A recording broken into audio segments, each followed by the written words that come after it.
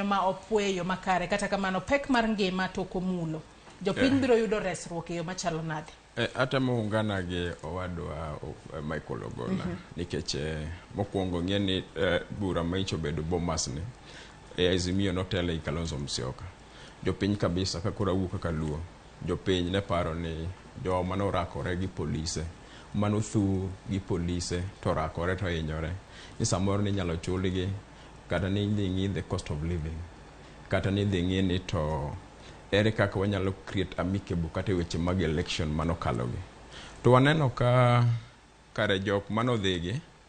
o tero mana personal agenda margi nikech aneno ka Kalonzo ma otelo ne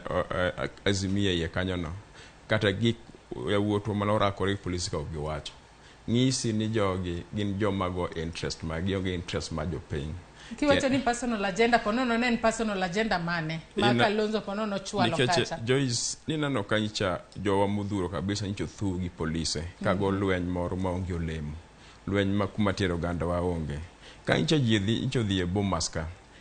onda wa mang'eny kabisa nyicha chich ni ma gik ma nyicha ji dhi wache Bomas gi sirikal Azimio dhi discuss of course Azimio leaders and representatives mag jopiny ok nyadhi e Bomas kacha te ko ne giparo ni samoro koteli Kalonzo Musyoka mane giparo ni samoro siepwa kare koro ginene sani en ng'at ma ok nyabedo siep oganda luo owacho mana interest margi to inano ka Eugene Wamalwa mane en achiel kuom leaders ma Azimio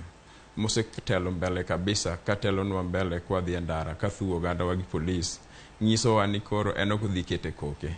okokete koke nade to en achiel jok mano bede iye kanyo